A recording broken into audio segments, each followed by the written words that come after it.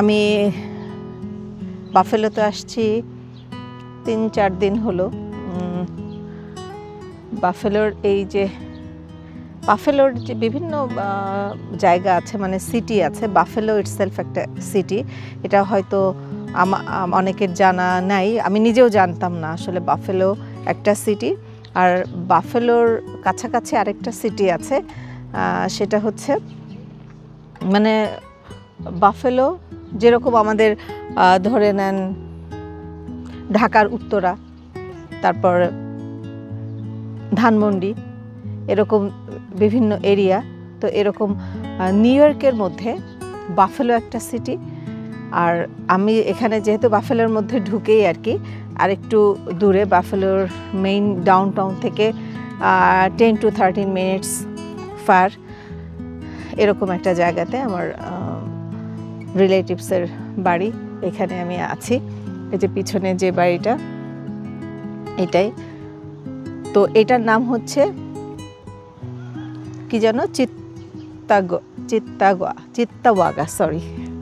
চিত্তাওয়াগা। এবং আমার মুখস্থ করতে অনেক টাইম লাগে বা লেগেছে আর কি, তাও যদি ঠিক বলে আর কি, চিত্তাওয়াগা এই জায়গাটার নাম।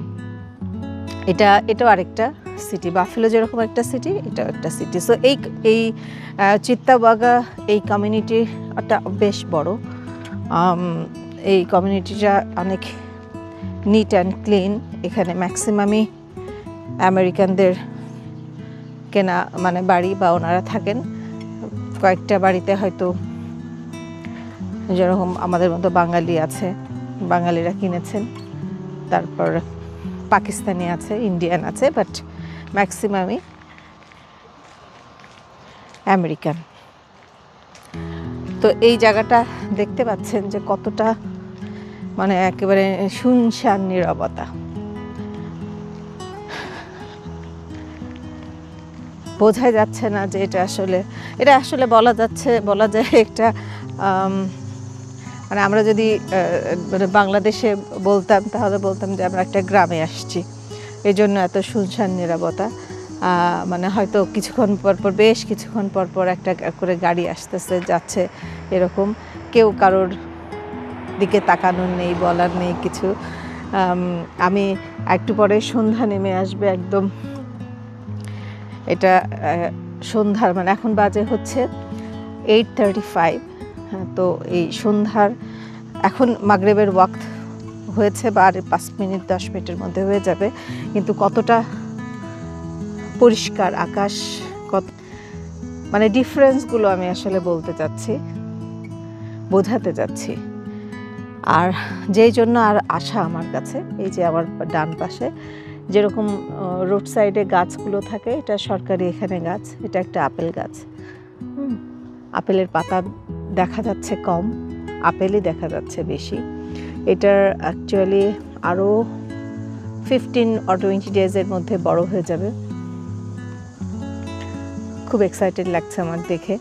আসলে আমরা বাংলাদেশে কি করি, আপেল কত টাকা দিয়ে কিনে খাই, এখানেও আপেল কিনে খাই, কিন্তু আপেলের গাছ এই যে নিচে পড়েই আছে, কেউ খাওয়ারও নেই, দেখারও নেই। যদিও এখনও আপেলটা খাওয়ার মতো হয়নি, তারপরও পড়ে গেছে, পড়ে আছে নিচে। এরকম এখানে কেউ এটা ছুঁয়েও দেখে না, ওরকম করে গাছে যে এত মানে এখান থেকেই বড় হয়, পাকে, খুলে পড়ে থাকে নিচে। কেউ দেখার নেই, কেউ খাওয়ার নেই। আর আমরা হলে কি করতাম, একটাও থাকতো না গাছে তো দূরের কথা। আমার তো মনে হয় এই ছোট অবস্থাতেই আমরা মানে গাছ থেকে পেড়ে খেয়ে ফেলতাম। কিন্তু এখানে এগুলো কিছু মানে কেয়ারই করে না। তো এই গাছটা, এটা একটা আপেল গাছ। এটার আপেলটা অল্প বড় হয়েছে। যে ওখানে ছোট অবস্থাতেই এই যে এখানে পড়ে আছে, নিচে গাছ থেকেই পড়ে আছে। এটা দেখানোর কিছু মানে কেউ কিছু বলার নেই। এটা একটা এই আমি দেখাতে চাচ্ছি যে পুরো এতটুকু একটা গাছের মধ্যে আপেল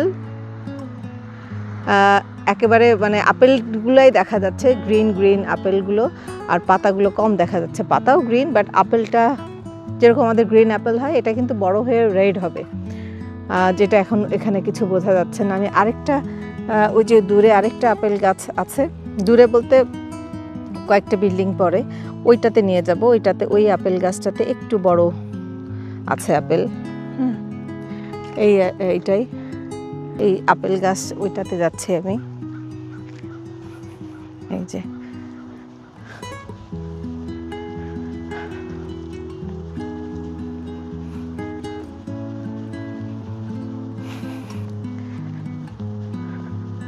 তবে আমার পার্সোনাল একটা এক্সপিরিয়েন্স বা আমার পার্সোনাল একটা ওপিনিয়ন, ইউএসএ থাকি আর যেখানেই থাকি না কেন, যদি নিজস্ব নিজের মানুষ না থাকে তাহলে আসলে খুবই লোনলি লাগে। কারণ কাজ করতে আর কতক্ষণ ভালো লাগে?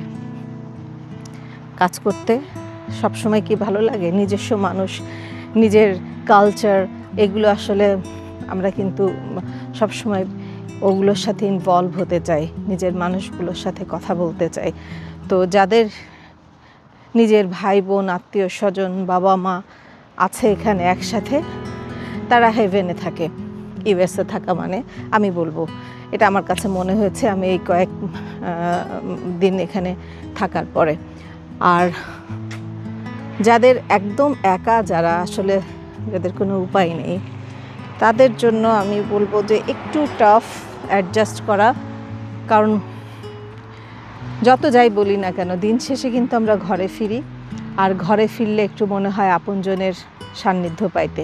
যাই হোক, আমরা আরেকটা আপেল বাগানের কাছে, আপেল গাছের কাছে চলে আসছি। এখন বোধহয় অন্ধকার হয়েই যাবে, আর 5-10 মিনিটের মধ্যে।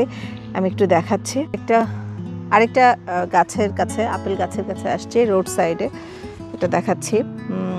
এগুলো একটু বড় বড়, এখনও তাও 15-20 দিন তো টাইম লাগবেই। কিন্তু এগুলো জাস্ট রোড সাইডে, নট আপেল বাগান। হ্যাঁ, আপেল বাগান না। তো এইগুলোও মানে কি বলবো, এই জিনিসগুলো ইউএসএতে আমার কাছে মনে হয় যে এগুলোই এক্সেপশনাল, ভালো লাগার একটা ব্যাপার। আর যেটা বলছিলাম, পরিবার পরিজন যদি না থাকে দিন শেষে, তখন খুব খারাপ লাগে আসলে। এটা আমার এই কয়দিনের অনুভূতি। আর যারা আত্মীয় স্বজন নিয়ে আছে তারা তো পুরো হেভেনে থাকে। এই যে এটা, যেমন আমি যেই কাজিনদের এখানে আসছি, ওনারা প্রায় সবাই, বাবা ওনাদের মারা গেছে, কিন্তু ওনারা সবাই এখানে থাকেন, আশেপাশে কাছাকাছি থাকে। এই জন্য ওনাদের কাছে এটা আসলে, এটা অলমোস্ট একটু পাকছে মনে হয়। এই যে লাল দেখা যাচ্ছে, এই যে ভিতরে খুব মানে দেখতেও খুব সুন্দর লাগছে। এই যে একটা আরো ভিতরে আছে। তো চিত্তাওয়াগাতে আমি আছি, বাফেলোর সাইডে। এটা নিউ ইয়র্কের মধ্যেই কিন্তু পড়ে। অনেকে জানেন, আমিও জানতাম না, আমাকে বলা হয়েছে। নিউ ইয়র্ক সিটি থেকে এখানে আসতে ড্রাইভ হচ্ছে 5.5 থেকে 6 ঘন্টা লাগে, কিন্তু তারপর এটা নিউ ইয়র্ক স্টেটের মধ্যেই পড়ে। আর আমি এতদিন জানতাম যে বাফেলোটা বোধহয় ডিফারেন্ট আরেকটা state, as like new York, Florida এরকম, কিন্তু অ্যাকচুয়ালি সেটা না। হ্যাঁ, আর এখানে সবার বাসার সামনে বা রোড সাইডে এই যে এরকম বড় বড় বা আর একটু ছোট ক্রিসমাস ট্রি আছে। এগুলো মনে হয় যেন ম্যান্ডেটারি রাখা এরকম।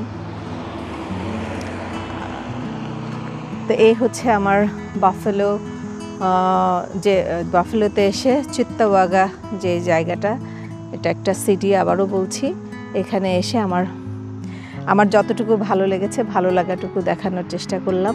এটা একটা কমিউনিটি, দূর থেকে এই যে এই পুরোটা মানে একটা সাইড। এই সবাই এখানে রুলস অ্যান্ড ডিসিপ্লিনের মধ্যেই গাড়ি চালায়। এখানে আসলে একটা জিনিস সবসময় শুনতে পাবেন, যারা গাড়ি চালান আর কি, ড্রাইভ করেন, টিকিট খাওয়াটা খুবই একটা এখানে ভয়ের ব্যাপার সবার জন্য। টিকিট খাওয়া বলতে আসলে বোঝায় পুলিশ যখন কোনো একটা রুলস ব্রেক করার জন্য গাড়ি চালানোর সময়, তখন আমাদের বাংলাদেশে যেরকম পুলিশ ধরে, এরকম পুলিশ ধরলে তাকে বলা হয় টিকিট খাওয়া, মানে টিকিট খাওয়ায় মানে চার্জ করে, এবং সেটা বেশ ভালো অ্যামাউন্ট চার্জ করে। তো এই হচ্ছে কিছুটা আমি বলার চেষ্টা করলাম। আবার পরে কোনো একটা সময় অন্য কোনো ভিডিও নিয়ে আসব। এই পর্যন্ত আপাতত আল্লাহ হাফেজ।